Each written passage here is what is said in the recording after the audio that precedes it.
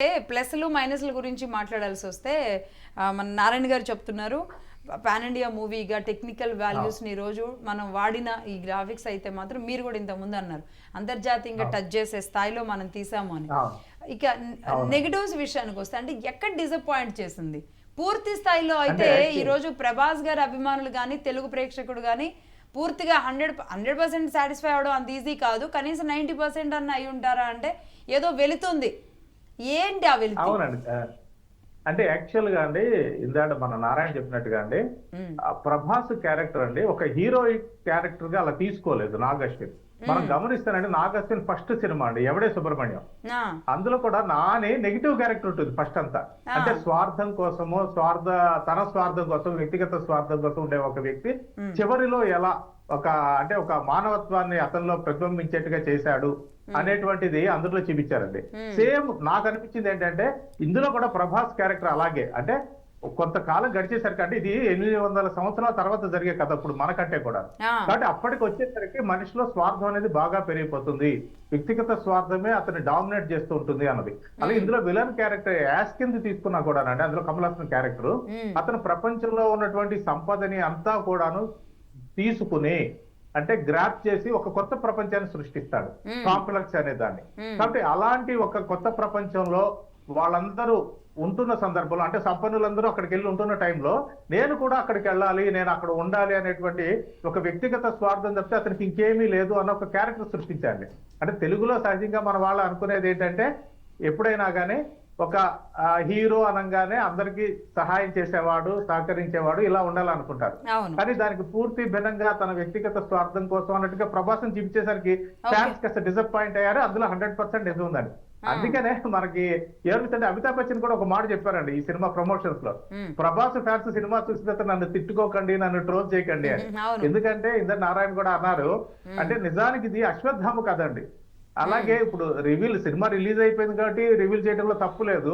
Actual గా Prabhas character అనేటువంటిది భైరవ అనేది చాలా మంది అనుకున్నది ఏంటంటే కల్కి అవతారమే భైరవ నమో అనేటువంటి ఒక ఆలోచనలో ఉన్నారండి. కానీ నిజానికి సినిమాకి కల్కి 2898 AD అని పెట్టారు, కానీ కల్కి ఆగమనం అనేది అసలు ఈ పార్ట్ లో లేనే లేదండి. సెకండ్ పార్ట్ లో కల్కి వస్తాడు, అప్పుడు ఏం జరిగింది అన్నది అసలు కథ. కాబట్టి ఈ ఫస్ట్ ఏంటంటే ఒక ఇంట్రడక్షన్ లేకపోతే ఒక అంటే సెకండ్ పార్ట్ లో వచ్చే కల్కి ప్రభాసే అయి అనుకోవచ్చా? అనుకోవచ్చు, చెప్పలేదు. ఎందుకంటే మనం బాహుబలి చూసాం, బాహుబలి ఎలా అయితే డ్యూయల్ రోల్ చేశాడో అలా కల్కిగా ప్రభాస్నే పెడతారా లేకపోతే ప్రభాస్ని ఈ భైరవగానే ఉంచి ఆ కల్కి సహాయం చేసే ఒక క్యారెక్టర్ గా పెట్టి ఆయన్ని ఇంకెవరన్నా పెద్ద అంటే వేరే ఆర్టిస్టులు కూడా తీసుకొస్తారా అన్నది చూడాల్సి ఉంటుంది. ఎందుకంటే ఇప్పటిదాకా వాళ్ళు రివీల్ చేయలేదు కల్కి పాత్ర ఎవరు చేస్తారు అన్నది. ఈ సినిమాకి సంబంధించి కూడా ఒక మంచి పని ఏం చేశారంటే నాగ్ అశ్విన్ అంటే చాలా మంది అనేది అంటే ఎప్పుడో 6000 సంవత్సరాల క్రితం మహాభారత యుద్ధం దగ్గర మొదలయ్యి ఇప్పటికీ 800 సంవత్సరాల తర్వాత జరిగే 2898 కి ఏడీది చూపించడం అన్నది కొంచెం కన్ఫ్యూజన్ ఉంటుంది కదా అన్నారు. నిజానికి చాలా సంక్లిష్టమైన కథ అండి ఇది. ఇటు పురాణాలను తీసుకోవటము, సైన్స్ ఫిక్షన్ తీసుకోవటము, ఫ్యూచరిస్టిక్ జనరేషన్ తీసుకోవటము అన్నది చాలా సంక్లిష్టం అండి. కానీ ముందే మెంటల్ గా ప్రిపేర్ చేశారండి ఆడియన్స్ ని.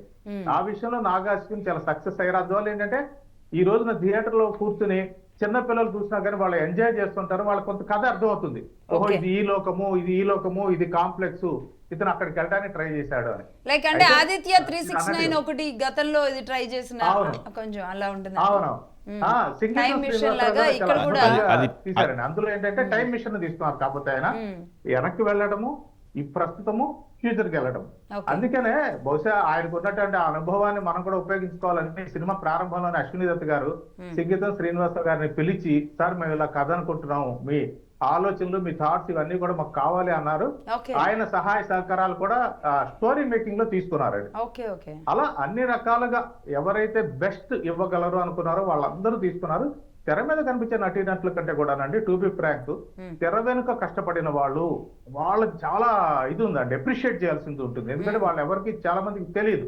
తెర మీద ఉండే మన ప్రభాస్నో లేకపోతే అమితాబ్ బచ్చనో దీపికా పదుకునేనో వీళ్ళ గురించి మాట్లాడుకుంటాం ఎక్కువ, కానీ తెర వెనుక కష్టపడిన చిన్న చిన్న ఆర్టిస్టులు, ఎందుకంటే వాళ్ళు చేసిన ఒక మేకింగ్ వీడియోస్ చూస్తారండి, ఆ బుజ్జి అనే దాన్ని ఎలా తయారు చేయాలి, లేకపోతే ప్రభాస్ వెహికల్ ఏదైతే ఉందో ఆ కారు ఎలా తయారు చేయాలి ఏంటి అన్న విషయంలో వాళ్ళు పెద్ద పెద్ద సంస్థలతో వాళ్ళతో కలిసి కూర్చొని మాట్లాడి అక్కడ ఉన్నటువంటి ఇంజనీర్స్ ని పిలిపించి మా థాట్ ఇది, దీన్ని మీరు ఎలా ప్రజెంట్ చేయగలరు, తెర మీద చూపించాలనుకుంటున్నాము అన్నప్పుడు వాళ్ళందరి కంట్రిబ్యూషన్ కూడా ఉందండి.